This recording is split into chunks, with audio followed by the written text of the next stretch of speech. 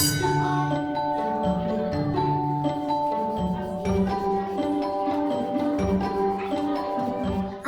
namaku Fikri. Umurku 6 tahun. Baju sekolahku bersih kan? Aku tinggal di sini. Sekolahnya seru banget. Aku jadi ngerasain punya kakak, punya bapak, punya ibu, banyak temen juga. Semuanya baik-baik. Aku juga bisa makan. Makanannya enak banget. Badanku jadi kuat. Sekarang aku bisa belajar baca, belajar nulis, dan main lari-larian. B Untuk pintar. bagus. Bu. Bumbu untuk buku. Ih, keren. B. B untuk bebek. Untuk Obat. Aku Fikri. Aku senang sekali di sekolah rakyat. Terima kasih Pak Prabowo. Aku sayang Bapak.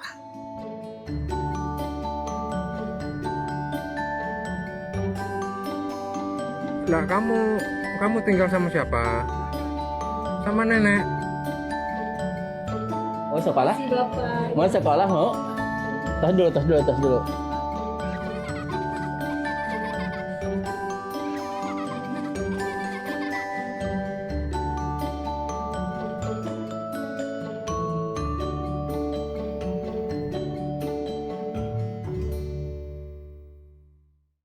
Saya lebih hormat sama pemulung. Saya lebih hormat dengan tukang beca yang kerja dengan keringat daripada mereka yang pintar-pintar tapi mencuri uang rakyat. Saya lebih hormat. Saya ingin anaknya tukang pemulung bisa jadi insinyur, bisa jadi dokter, bisa jadi pengusaha, bisa jadi jenderal. Itu cita-cita saya, saudara-saudara. Saya akan bangga melihat itu. Angkat orang tuamu ke tempat yang lebih baik. Terima kasih. Selamat berjuang. Kita berada di jalan yang benar. Kita tidak ragu-ragu. Apapun yang terjadi, kita akan terus dalam perjuangan demi bangsa dan rakyat Indonesia. Terima kasih. Selesai.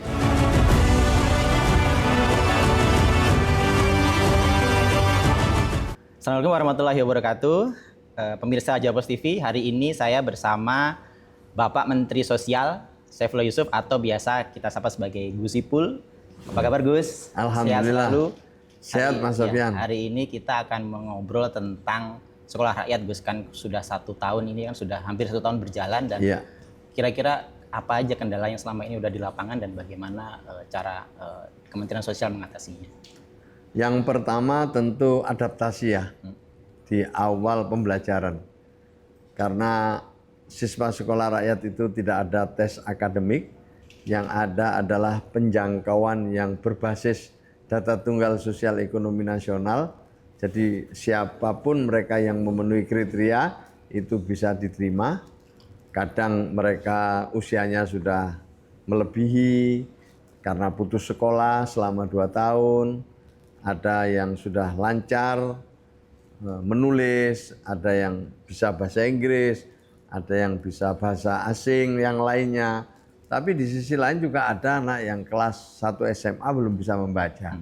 Jadi kemampuan akademiknya itu beragam. Nah, ini awal-awalnya tentu perlu adaptasi. Lebih-lebih ini adalah sekolah berasrama, ada tata tertib, ada jadwal yang cukup padat, dan yang juga penting ini adalah untuk pertama kalinya diselenggarakan di era Bapak Presiden Prabowo. Sehingga di samping siswanya perlu menyesuaikan, beradaptasi, gurunya juga perlu menyesuaikan, tenaga kependidikan yang lain juga perlu waktu untuk beradaptasi. Sehingga bulan pertama, bulan kedua, bulan ketiga itu adalah masa-masa yang krusial, di mana ini adalah suatu awal proses pembelajaran yang harus sesuai dengan harapan, dengan kurikulum yang sudah kita buat. Tapi setelah itu alhamdulillah, ya semua kendala, baik itu dalam proses belajar mengajar maupun sarana dan prasarananya bisa diatasi secara bertahap. Untuk dampaknya Gus, kan ini sudah berjalan beberapa waktu lalu dan kita masih melihat kemarin misalnya Gus Ipul sangat terharu sampai menangis waktu dengan Pak Presiden Prabowo waktu itu. Sebenarnya sudah ada cerita-cerita tentang dampak dari sekolah rakyat ini terhadap siswa-siswa yang sudah belajar di sana, Gus. Iya, tentu ini adalah upaya Pak Presiden melalui pendidikan khusus keluarga yang kurang mampu, dengan harapan mereka nanti kalau lulus menjadi agen perubahan untuk dirinya sendiri, untuk keluarga maupun untuk lingkungannya. Inilah sebenarnya sasaran ya akhir daripada sekolah rakyat.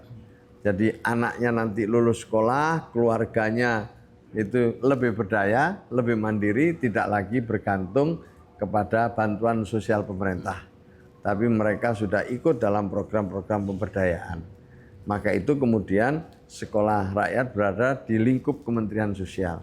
Karena yang diintervensi bukan hanya siswanya, tapi juga keluarganya. Di mana keluarga dari orang tua siswa ini mendapatkan bantuan renovasi rumah, bantuan program pemberdayaan, juga mendapatkan bansos penuh, dapat PBIJK, bantuan rumah tidak layak huni, dan banyak lagi yang lain yang diharapkan nanti anaknya lulus, orang tuanya naik kelas. Kalau dengan sistem asrama seperti sekarang ini, itu kan pendekatannya sangat total ya. Jadi mereka 24 jam ada di situ dan sebagainya. Itu sejauh mana efektivitasnya dan apa aja yang mungkin masalah yang timbul dari itu? Pertama-tama kita ingin menciptakan satu lingkungan yang berkualitas ya.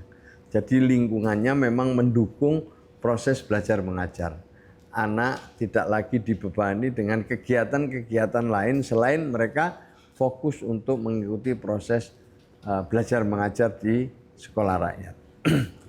Nah, tentu ini memerlukan habituasi ya, pembiasaan ya di kalangan anak-anak kita ini yang ke depan diharapkan bisa mampu bersikap yang benar, bersikap yang baik, memiliki karakter, tapi mereka juga pinter dan memiliki keterampilan. Tantangannya adalah bagaimana yang pemahamannya, kemampuan akademiknya berbeda-beda ini bisa diakomodasi dalam satu proses belajar mengajar yang adaptif terhadap kondisi sosial anak-anak yang belajar di sekolah rakyat. Maka itu kemudian Prof. Mukti, Menteri Dikdasmen itu memberikan istilah kurikulumnya itu adalah multi entry, multi exit.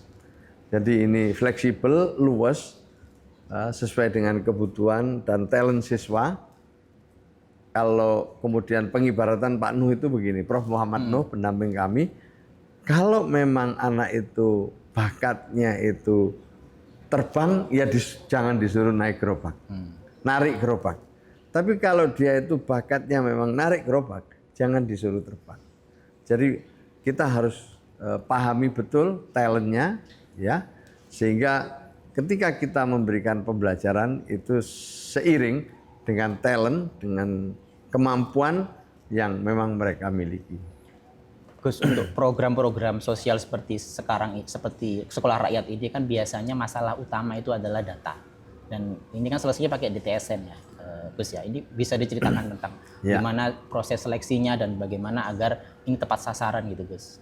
Jadi pertama-tama kita tidak ada pembukaan pendaftaran. Yang ada adalah penjangkauan.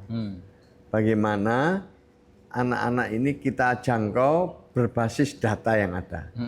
Tentu data belum tentu benar ya. Iya. Data tunggal sosial ekonomi nasional ini terus kita mutakhirkan dan ini adalah menjadi rujukan satu-satunya bagi pemerintah untuk melakukan program-program pembangunan. Ini pertama kali terjadi di era Pak Presiden Prabowo. Sebelumnya Indonesia tidak pernah memiliki data tunggal. Tapi dengan Impres nomor 25, nomor 4 tahun 2025, itu kita sudah memiliki data tunggal yang menjadi rujukan bagi pemerintah, termasuk pemerintah daerah dalam mengintervensi atau melaksanakan program-program pembangunan. Ini dulu. Maka basis kita adalah DTSEN. DTSEN belum sempurna, harus dimutakhirkan karena data itu dinamis.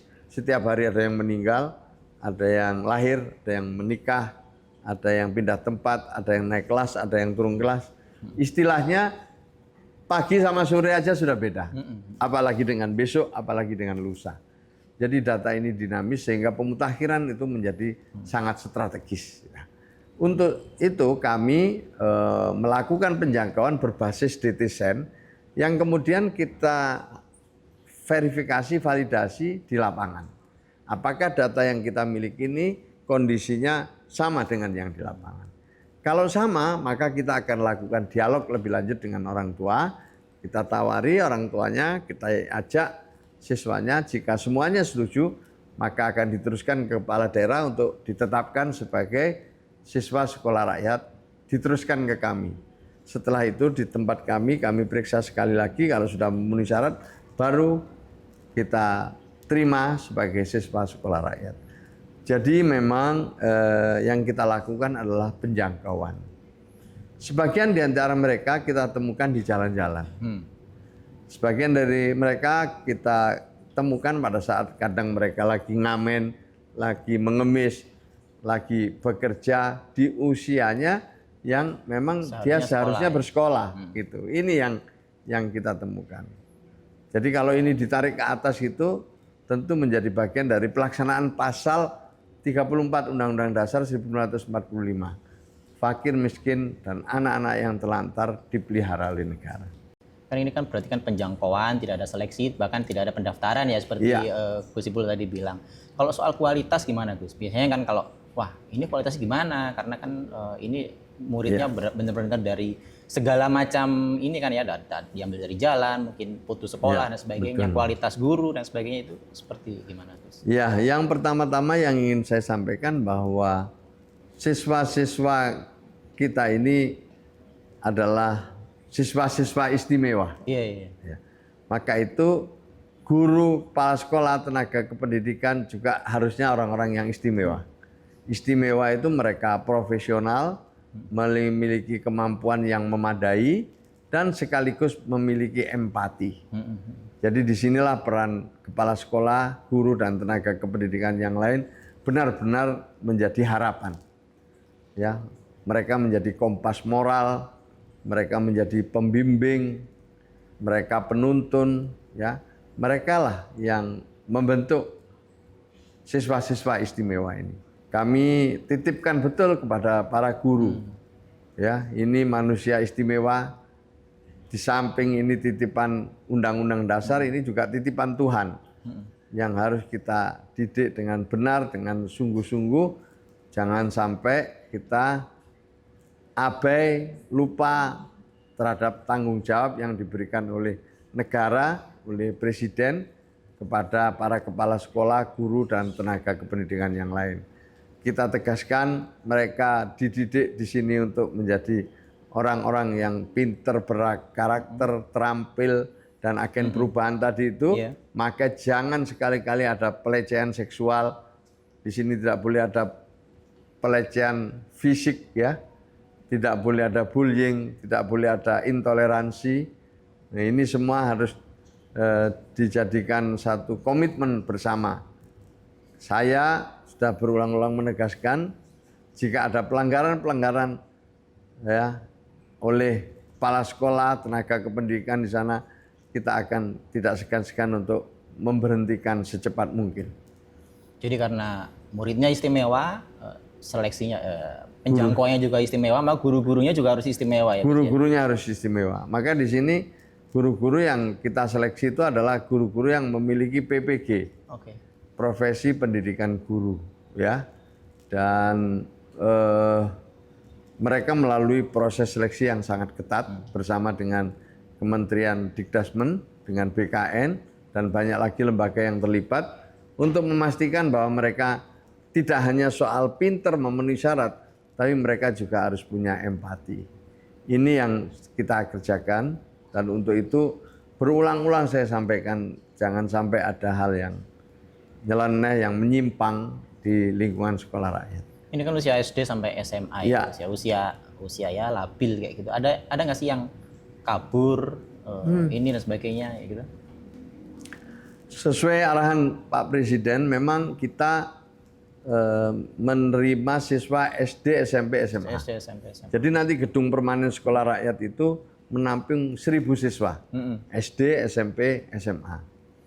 Nah, tentu tadi saya sampaikan di masa-masa awal ada krusial. Ya, ada yang tidak kerasan, ada yang pulang. Ya, tapi kita sudah punya prosedur. Jika ada yang pulang, kita coba yakinkan. Kita tidak boleh maksa. Kita yakinkan berulang-ulang. Setelah itu, ya kadang mereka bisa cepat kembali, tapi ada beberapa di antaranya yang perlu waktu untuk bisa kembali. Tapi kita upayakan terus. Yang juga penting kami sampaikan bahwa tidak semua siswa ini tadi ya baik-baik saja. Iya. Mereka ada yang korban kekerasan seksual, ya. Mereka juga korban-korban kekerasan dalam rumah tangga. Mereka juga ada yang sebelumnya udah pernah bekerja, bekerjanya mungkin di lingkungan yang tidak semestinya. Banyak sekali tantangan-tantangan, kendala-kendala yang seperti itu. Tetapi sebagaimana arahan Presiden, tidak boleh ada yang ditolak. Harus diterima dan lakukan hal-hal yang seharusnya jika menemukan siswa-siswa yang ketika memenuhi syarat secara administratif, tapi mereka memiliki beberapa mungkin masalah-masalah. Nah itulah maka kita harus lakukan rehabilitasi. Kita lakukan pemulihan-pemulihan. Mungkin kalau masalahnya mental ya tentu pemulihan mental. Kalau fisik ya tentu pemulihan fisik. Tergantung psikis mungkin ya kita juga pemulihannya psikis gitu. Jadi pendekatannya pendekatan yang sesuai dengan masalah-masalah mereka. Jika waktu sudah cukup, sudah pulih, kita baru bawa kembali ke proses belajar mengajar di sekolah rakyat.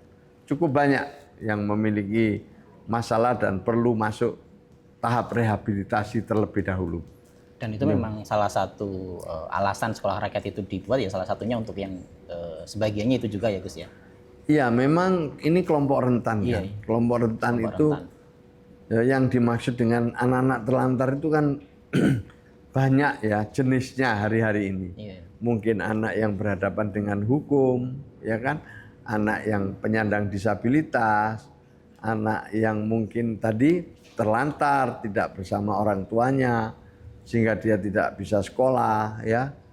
Ada kemudian juga dari keluarga yang tidak mampu secara sosial atau secara ekonomi, ya. Mungkin juga mereka korban perdagangan orang, ya kan? Banyak sekali masalah, termasuk yang tadi saya sebut itu putus sekolah, di mana kita lihat makin tahun atau setiap tahun banyak anak-anak itu yang putus sekolah, baik di SD belum selesai mereka udah putus, atau lulus SD tidak meneruskan ke SMP, lulus SMP tidak meneruskan ke SMA, atau kelas 1 SMA putus sekolah. Yang seperti ini cukup banyak ya, yang masih perlu kita akomodasi, kita tuntaskan di masa-masa yang akan datang. Gus, kalau sekolah umum ya, sekolah umum itu kan biasanya lebih beragam ya kan. Kita juga sering lihat ada sekolah yang isinya pintar semuanya. Sekolah umum lebih beragam. Atau sekolah yang isinya ya orang-orang kaya, anak-anak orang kaya kayak gitu. Tapi kalau sekolah rakyat ini seperti sekolah isinya orang-orang miskin, orang-orang rentan. Nah, kayak gitu ada nggak Gus pendekatan khusus untuk ya ini kan khusus banget ya, misalkan dari mungkin ahli psikologi dan sebagainya untuk mungkin masalah-masalah yang akan mungkin timbul di sekolah yang memang sangat khusus, memang ini ya memang negara kan harus hadir rakyat miskin dan sebagainya, tapi kayak ini kan baru ya, kita kalau orang kaya, sekolah khusus orang kaya Iya, itu kan iya, ada, iya. sekolah Iya. khusus anak-anak pinter ada, atau sekolah umum Iya. yang ini kan beragam. Iya. Kalau ini kan sekolah isinya miskin semua, gitu kan pasti khusus sekali ya Gus ya. Itu Iya. gimana, Gus? Ya, mereka kita didik untuk bisa menjadi orang yang memiliki harapan. Iya. Itu dulu. Jadi satu-satunya harta, istilahnya Prof. Muhammad Nuh itu, satu-satunya harta orang miskin itu adalah harapan, asa. Iya, iya. Kalau harapan saja sudah nggak ada, ya sudah nggak ada punya apa-apa itu. Maka yang dijaga oleh negara ini harapan, asa, bahwa mereka bisa menjadi orang yang sukses di masa yang akan datang. Ya, harapan ini. Nah, untuk itu jalan yang paling teruji dan terpuji untuk memelihara harapan ini adalah sekolah, Sekolah. pendidikan. Nah, pendidikan yang baik adalah pendidikan yang ia memberikan satu pembelajaran ya utuh, ya, pembelajaran utuh. Pembelajaran utuh maksudnya ya di sekolah, di kelas, di luar kelas, ya. Kalau istilahnya itu formal, informal dan non formalnya itu kan harus nyambung. Ya, kan kalau formal itu kan di sekolah biasanya, informal di rumah, non formal antara rumah dan sekolah, kan gitu. Nah ini kan harus nyambung, ya kan? Kalau di sekolah diajari A, tapi kalau di non formalnya yang terjadi B, ini kan nggak nyambung gitu. Nah maka itu kita ingin anak-anak istimewa ini memperoleh lingkungan pendidikan yang berkualitas tadi. Jadi dia lagi tidak disibukkan ya, tidak diajak untuk bekerja oleh orang tuanya, tidak diganggu oleh hal-hal yang tidak semestinya. Ya, jadi inilah yang sebenarnya dijaga, dan umumnya kita juga mendidik mereka, menanamkan nilai-nilai kepada mereka sejak dini. Siapapun orang tuamu itu harus bisa dicintai, dihormati, disayangi sebagaimana orang tua yang lain juga. Makanya di dalam yel-yel sekolah rakyat itu kalau disebut itu salah satu jawabannya itu sayangi orang tua, hormati guru. Jadi mereka ditanamkan nilai-nilai untuk menghormati dan menyayangi orang tua sejak dini. Saya ingin menggarisbawahi soal harapan tadi Gus ya. Memang salah satu cara agar kita punya mobilitas vertikal yang pendidikan dan sekolah rakyat pasti ditujukan salah satu utamanya kan untuk itu. Nah, pertanyaannya kan pasti nanti setelah sekolah ini gimana? Oh, iya. Bekerjanya bagaimana? Atau mungkin lanjut kuliahnya seperti mungkin nggak kayak gitu? Itu gimana Gus? Iya, maka itulah ada hilirisasi sekolah rakyat. Oke. Ini arahan Presiden. Jadi lulusan sekolah rakyat itu harus jadi agen perubahan. Dalam tanda kutip tidak boleh nganggur. Kalau nganggur berarti gagal sekolah ini, kira-kira Iya, gitu. Maka itu di sini ada SD, SMP, dan SMA. Bagaimana kalau lulus SMA? Pilihannya dua. Kalau mau meneruskan ke perguruan tinggi, ya ayo dikawal supaya mereka memenuhi syarat untuk kuliah di perguruan tinggi yang mereka inginkan. Apakah di dalam negeri atau di luar negeri. Nah, kemudian yang kedua bisa jadi dikawal untuk menjadi pekerja terampil sesuai dengan pilihannya. Jadi hari-hari ini ya ada 6.000 lebih siswa sekolah rakyat di tingkat SMA. Oke. Nah, mereka kita wawancarai, kita lakukan tes DNA talent. Mereka kira-kira menginginkan apa setelah ini? Itu 75% lebih menginginkan meneruskan ke perguruan tinggi. 24% menginginkan menjadi pekerja terampil. Ini yang kita kawal hari ini. Nah, yang pengen kuliah ya kita kawal. Kita nanti akan dampingi dalam proses-proses pembelajaran di sana.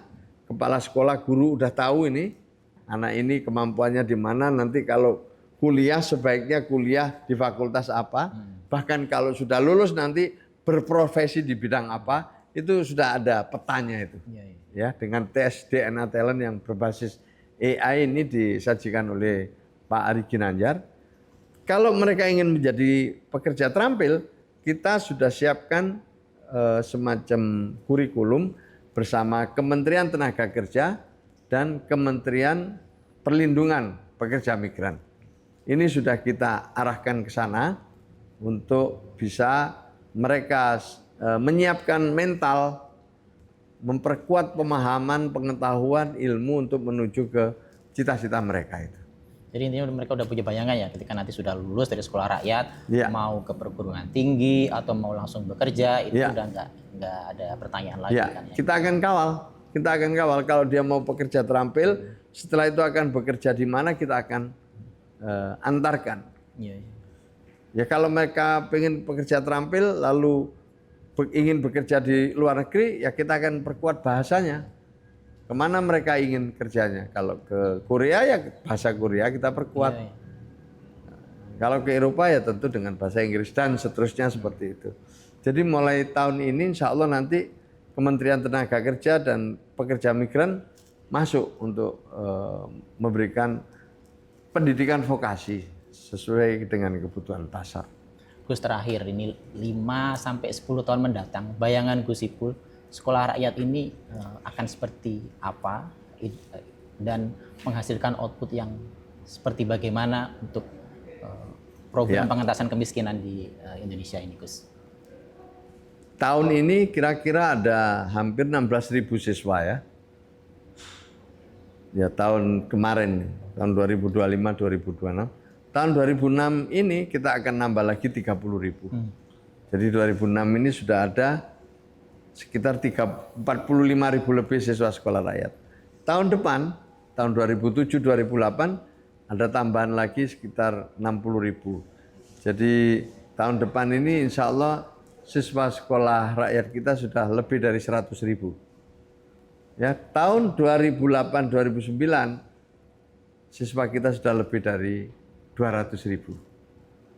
Ya, 2007-2008. 2008-2009 insya Allah siswa kita sudah menyentuh di atas 400.000.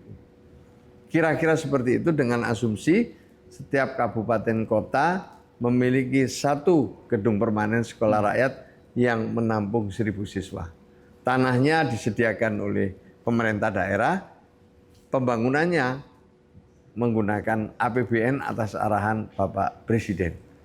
Jadi kita bayangkan 4-5 tahun ke depan ini ada 500.000 siswa sekolah rakyat yang diharapkan nanti mereka lulus, keluarganya ikut naik kelas. Iya, iya.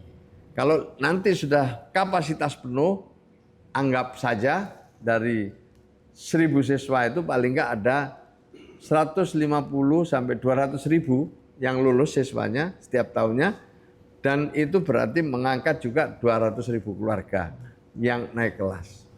Nah ini jadi terukur ya, kita bisa ngantarkan satu keluarga untuk bisa lebih berdaya, lebih mandiri, naik kelas ya, menjadi keluarga yang lebih sejahtera. Kira-kira itu bayangannya. Jadi anaknya yang sekolah ini akan jadi agen perubahan. Dia akan mendorong adiknya untuk belajar, mendorong lingkungannya untuk bisa maju dan seterusnya dan seterusnya. Itulah saya kira agen perubahan. Mempengaruhi orang lain untuk ikut maju seperti yang dilakukan oleh mereka.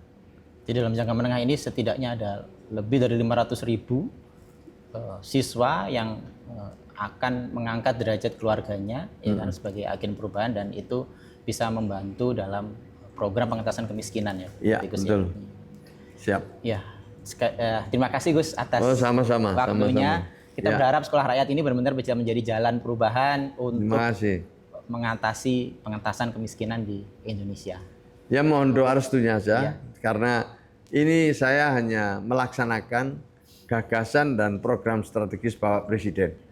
Dibantu oleh banyak kementerian, dikoordinasikan oleh Kemenko Pemberdayaan Masyarakat.